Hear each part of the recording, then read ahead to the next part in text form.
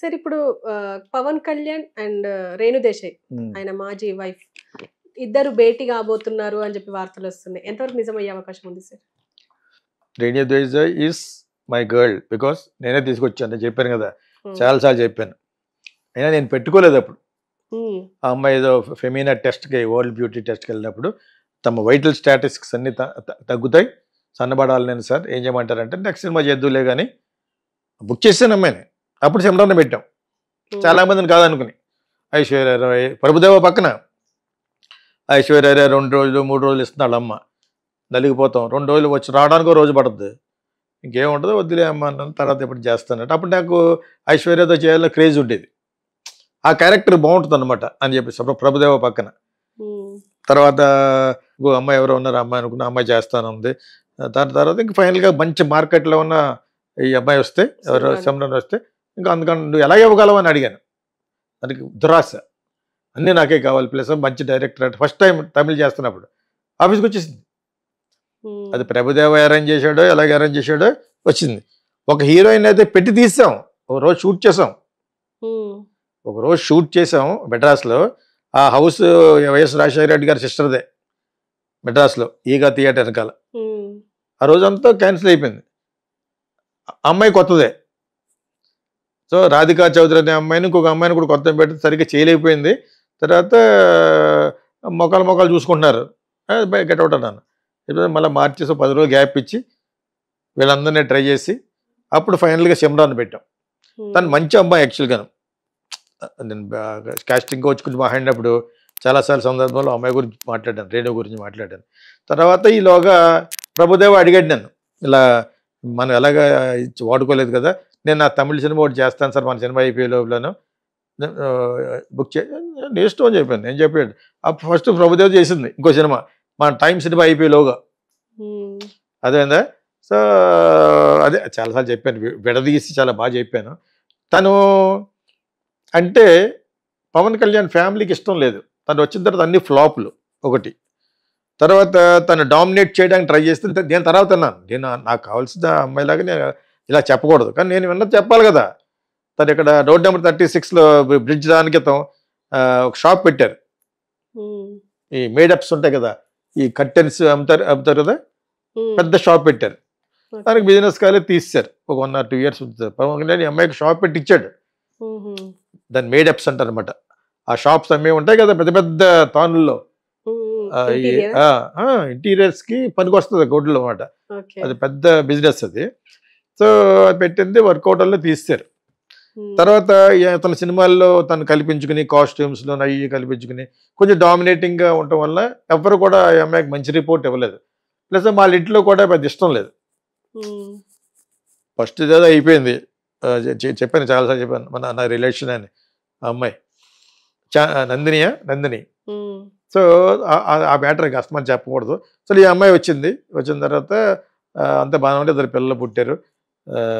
But ఇతనికి కొంచెం మామూలుగానే పడినా పడకపోయినా కూడా ఒక వెస్టర్న్ స్టైల్ ఆఫ్ మనిషి మనసులో అనుకుంటాను. మరి ఉమ్, ఇప్పుడు భార్యను వదిలేసినా కూడా వాళ్ళకి అన్యాయం చేయకూడదని ఫస్ట్ అమ్మాయితో ప్రూవ్ అయిపోయింది. ఫస్ట్ అమ్మాయితో కొంచెం ఆడాడు, నాటకం ఆడాడు. కోర్టులో కూర్చోబెట్టి ఒక 6 కోట్లు అద్దె ఇప్పించింది. నాకు తెలుసు కాబట్టి చెప్పాను మీకు. ఉమ్, సో కూడా తిరుపతి ప్రసాద్ అని ఒక ఉండేవాడు అనమాట. దాని తర్వాత అనుకున్నాడు అనమాట, మనం సంసారం చేసి వదిలేస్తే వాళ్ళకి ఇంత ఇవ్వాలి అని. రేణు దేశాయ్ విషయంలో చాలా మంచి భరణమే ఇచ్చాడు నాకు తెలిసి. అతను ఏదో ఇల్లు కూడా అమ్మేసి కూడా ఇచ్చినట్టున్నాడు అనమాట. చాలా బాగా ఇచ్చాడు. అమ్మాయి వెల్ సెటిల్డ్ పూణేలో. ఉమ్, 2 సినిమాలు కూడా తీసింది. అది పెద్ద బాగా ఆడలేదు. కానీ ఈ ఎలక్షన్లో ఇంత ఎత్తు ఎదిగిపోతాడని తను ఊహించలేదు. ఎందుకంటే 2 సార్లు ఓడిపోయాడు కదా, 10 సంవత్సరాల బరిలో 2 సార్లు ఓడిపోయాడు. ఎంత ఊహించలేదు తను. ఇప్పుడు ఈ ఊహించని 21 సీట్లు ప్లస్ ఉప ముఖ్యమంత్రి నెక్స్ట్ కట్ చేస్తే చీఫ్ మినిస్టర్ లెవెల్లో ఉన్నాడు కాబట్టి ఇప్పుడు ఆశపడుతుంది, I want to come back to him. అతను ఎప్పుడు కూడా అమ్మాయి గురించి ఒక స్టేట్మెంట్ కూడా ఇవ్వడం. ఇప్పుడు చూసారా, ఇప్పటి వరకు వస్తే కొడుకుల్ని అంత బాగా చూసుకుంటాడు అంతే. తను వచ్చిన మాట్లాడతాడేమో వాళ్ళిద్దరు మాట్లాడకుండా నేను వినలేదు. నాకు ఈ మధ్యలో కలలేదు. రోడ్ నెంబర్ 36లో ఉన్నప్పుడు ఒకసారి నేను కింద నుంచి డ్రైవర్తో కవర్ పెట్టాను. తను అప్పుడే అక్కడికి వెళ్ళితే మొత్తానికి చెప్పిద్దాం, నేను ఫోన్ చేస్తానని చెప్పేసి తీసుకుని వెళ్ళిపోయాను. అప్పుడే బ్రిడ్జ్ కడుతున్నారు. ఇప్పుడున్న బ్రిడ్జ్ ఉంది కదా, ఈ బ్రిడ్జ్ కడుతున్నారు అనమాట. సో అంతకుముందు పర్సనల్గా ఇంకా ఎప్పుడు మాట్లాడలేదు ఈ మధ్యన. బట్ అదర్వైజ్ అతను ఈ అమ్మాయిని ఎప్పుడు కూడా తోలనాడినట్టుగానే బ్యాడ్ రిమార్క్ ఏమీ లేదు. బికాజ్ కొడుకు 6'4" 6'3" ఉంటాడు అతను. ఆ కొడుకు అమ్మాయి కూడా చాలా బాగుంటుంది. సో వాళ్ళిద్దరిని బాగా అక్కడక్కడికి మధ్యన పాలిటిక్స్గా ఎవరో మోడీ గారి దగ్గర కూడా తీసుకెళ్ళినట్టున్నాడు వీళ్ళిద్దరిని కదా. సో తనకి ఏంటంటే మధ్యలో ఎవరినో పెళ్లి చేసుకుందా ట్రై చేసినట్టు ఉంది. ఏజ్ ఉంది కదా, ఇంకా చిన్నవాళ్ళు కాబట్టి అనుకోవటంలో తప్పేం లేదు. రెస్ట్ ఆఫ్ ద లైఫ్ ఎలా ఉంటుందో అని చెప్పేసి అనుకుంది. మరి అది ఏమైంది మొత్తానికి she wants to come back అనుకుంటా. మీరు విన్నట్టే నేను విన్నాను, తప్పేమీ లేదు. ఇప్పుడు ఆ అమ్మాయి చాలా మంచిది కాబట్టి ఆ రష్యన్ గర్ల్కి ప్రాపర్టీ రష్యా పట్టుకెళ్ళకూడదు రూల్ ప్రకారంగా. ఒక భార్య ఎందుకు పట్టుకెళ్తుంది? తన కొడుకుల కోసం పట్టుకెళ్తుంది, పిల్లల కోసం పట్టుకెళ్తారు. కొంతమంది వాళ్ళ మదర్ సైడ్ ఉన్న వాళ్ళకి పెట్టడం, అది ఎంత ఉంటుంది, డబ్బులు బాగా సంపాదించే వాళ్ళకి ఒకళ్ళు ఇస్తే బాటుకి ఎంతగా తట్టుకోలేరు లేడీస్. అత్తగారు ఉందనుకో, ఇక అత్తగారి ప్రాబ్లం లేదు ఇక్కడ పవన్ కళ్యాణ్కి, వాళ్ళు ఎవరు మాట్లాడరు.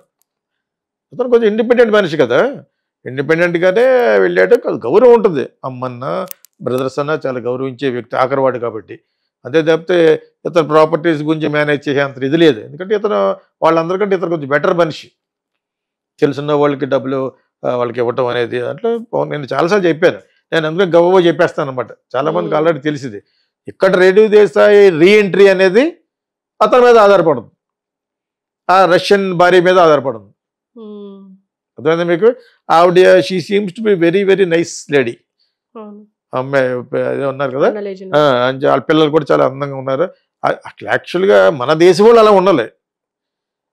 ఆ అమ్మాయి అలా ఉంది, సంసారపక్షంగా ఇతనికి అడుగులకు మడుగులు వద్దుతూ ఇతన్ని ఒక దేవుడిగా చూసుకున్నట్టుగా ఆవిడ ఉంది. నాకు అప్పుడప్పుడు అనిపిస్తూ ఉంటుంది, ఇదేంటి వీళ్ళు ఎలా ఉండాలో అలా.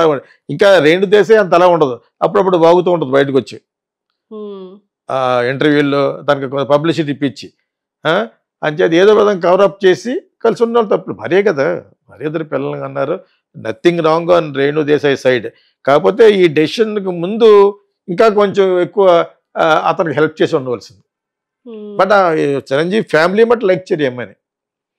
ఇతను ఎంటర్ అయిన తర్వాత ఒక 7-8 సినిమాలు ఫ్లాప్ అయిపోయినాయి. అంచేది ఈ అమ్మాయిది ఒక పెద్ద లెగ్ కింద అనేవారు అప్పుడు ఫస్ట్లో. నేను ఇండస్ట్రీలో ఉన్నా కాబట్టి తన టచ్లో లేదు కానీ, బట్ యాక్చువల్గా తను ఇంకొంచెం ప్రయర్గా ఇంకొంచెం ముందుగా ఈ పిఠాపురం వెళ్ళి తను కూడా అతను వద్దనే ఉంటాడేమో కూడా, ఎవరినే వద్దాను లేదు, మర్చిపోయాను. క్యాంపెయిన్ ఎవరు చేసినా కూడా అతను ప్లస్సే రావాలి. ఏమో ఈ అమ్మాయి వస్తే బ్యాడ్గా పరిగణించి వద్దాను, ఎందుకంటే ఈ అమ్మాయి లెగ్ సినిమాలు చాలా పోనీ. కానీ ఇప్పుడు భర్త దగ్గరికి మళ్ళీ వెళ్ళిపోవడం వల్ల చాలా మంది ఉంటారు యునైటెడ్ స్టేట్స్లో. డివోర్స్ అయిపోయి they will come back again. వచ్చాను సర్టిఫికేట్ పెడితే చాలు, court will write give it okay అంటారు. డివోర్స్కి అయినంత ప్రాసెస్ కూడా ఉండదు. ఇక అగైన్ కమింగ్ బ్యాక్ అదే రీమ్యారింగ్ అంటారు అనమాట దాన్ని. అర్థమైందా? That's very easy also. ఉండడం మంచి, ఆవిడకి ఏ ప్రాబ్లం లేదని చెప్పి ఉండడం మంచిది. అసలు ఇప్పుడున్న ప్రజెంట్ వారికి అసలు అబ్జెక్షన్ ఉండాలి. ఆ అమ్మాయి అబ్జెక్షన్ పెట్టలేక లేదు సరి కదా. She seems to be very very very nice lady కింద అనిపిస్తుంది. Whatever it is, only final thing is only with Pavan Kalyan. అతను కూడా అంత క్రూరత్వమైన మనిషి అని నేను అనుకోను. అందులో ఏజ్ వచ్చేటప్పటికి కొన్ని వస్తూ ఉంటాయి, కొత్త కొత్త మంచిలు జరుగుతూ ఉంటుంది. అదేనా మీకు? Now is crossing 50, maybe letter come, because పిల్లలు అలాగే ఇక్కడే ఉంటారు. Maybe will give an other house. ఒక ఇంట్లోనే జరగకపోవచ్చు, బట్ యాక్చువల్గా I think it's good for them.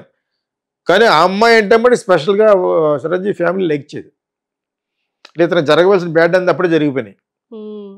అయినా కూడా మళ్ళీ కంబ్యాక్ వచ్చి సినిమా ఆడిందంటే, అతను ఫ్లాప్ సినిమా కూడా చాలా సినిమాలు హిట్ కింద లెక్క చెప్పాను. అలాగంటే నేను ఏదో ఫీలింగ్ లేదు, గాడిది గుడ్డు కాదు. అతని సినిమాలు ఫ్లాప్ సినిమా కూడా కలెక్ట్ చేసి అంత ఇదే ఉంటుంది. అందుకనే అంత ఎగబడి ప్రొడ్యూస్లో వెళ్ళేవాడు. ఎంతకుందంటే దేవుడు తెలియదు, అది దట్స్ ఓన్లీ గాడ్స్ గిఫ్ట్. జనం ఎంతమంది వచ్చేస్తారు, మరి ఓట్లు ఎందుకు వేయట్లేదు, అది కూడా దేవుడికే తెలియాలి. అతనికి ఆ క్రేజ్ ఉంది. ఎందుకుందంటే ఎందుకుందని అడగకూడదు, అన్లెస్ వీఆర్ వెరీ జలస్. అంటే చాలా అసూయ పడిపోతూ కొంతమంది ఉంటారు, లోజర్స్ కింద పెడతా ఉంటారు. లోజర్స్ అంటే ఆడి జీవితంలో పైకి రాడు, ఇక్కడ మనల్ని మళ్ళీ కామెంట్ చేయడమే. అలాగే అతనికి కూడా కామెంట్ చేసేవారు బిఫోర్ ఎలక్షన్స్. చూడండి, బిఫోర్ ఎలక్షన్స్ చాలామంది చాలా బ్యాడ్గా చెప్పారు. ఫర్ ఇన్ఫర్మేషన్, ఒక అతను నాటి పేరు చెప్పను నేను, అతను ఎందుకో బండబూతులు తిట్టేవాడు చంద్రబాబు నాయుడుని. ఆ ఒక్కటి కాకుండా నువ్వు పాయింట్ మాట్లాడుతున్నావు 2 సార్లు చెప్పాను, please don't use that language అని. ఆయన ఈ మధ్యన 4-5 సార్లు ఫోన్ చేశాడు. నేను హూ ఇస్ దిస్ నన్ను నెంబర్ ఎత్తను, నేను పలానా అని చెప్పాడు పాపం. చెడ్డవాడు కాకపోవచ్చు, పంచప్రభాకర్ ఎందుకు సస్పెన్స్ ఎందుకు ఎత్తలేదు, నేను ఎత్తలేదు. తర్వాత వాట్సాప్కి వచ్చాడు, brother I want to talk to you అని. బట్ నాకు ఎందుకు ఏం మాట్లాడతాను అనవసరంగా, దూరంగా ఉంటేనే మంచిదని I did not give, not the type. But అతనికి ఉన్న బ్యాడ్ అంటే మరి బూతులు, బండ బూతులు, మామూలు బూతులు కాదు. చంద్రబాబు నాయుడిని ఇప్పుడు తగ్గించాడు. అతను అలాగ అనుకున్నాడు, జగనే మరి అతను డబ్బులు ఇస్తే చేశాడు. ఐ డోంట్ థింక్ డబ్బులు తీసుకుని మాట్లాడేది కాదు, మెహర్బానీ వాళ్ళ ఊరు పక్క కూడా అనమాట, పశువుల డాక్టర్ ఏదో అక్కడ యూఎస్లో. But whatever it is పాపం అన్నాడు. బట్ స్టిల్ ఈజ్ నేను బ్లాక్ చేయలేదు, అలా పెట్టాను. కానీ నేను I don't want to interact much అనమాట.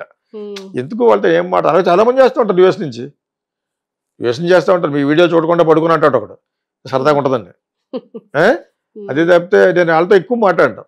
ఎప్పుడన్నా హైదరాబాద్ వస్తే కలవచ్చు అంటే కలవచ్చు అంటున్నాను. ఈయన అలాగ అనలేదు, మాట్లాడతానంటే నేను you will be in touch అన్నాను అంతే. ఇంకా అంతకంటే ఎక్కువ మాట్లాడలేదు. ఎందుకంటే అతను తిట్టిన తిట్లు గుర్తొచ్చేస్తున్నాయి నాకు. పవన్ కళ్యాణ్ని బాబు చంద్రబాబు నాయుడు గారిని అయితే మిట్ట తిట్లు అంటారు మా ఆంధ్రాలో. మిట్ట తిట్లు అంటే ఇయే వెరీ బ్యాడ్ లాంగ్వేజ్తో తిట్టిన తిట్లు అనమాట. సో ఆ విధంగా అది ఒకటే పాయింట్ బాగా హైదరాబాద్ కూడా మీరు ఎందుకు చూసారంటే, చూడాలి మామూలు సినిమా చూడాలి, చెత్త సినిమా చూడాలి, ఇంకొంచెం మంచి సినిమా చూడాలి, ప్రపంచంలో ఉన్న మంచి సినిమాలు చూడాలి, ఇక్కడ సినిమాలు చూడాలి.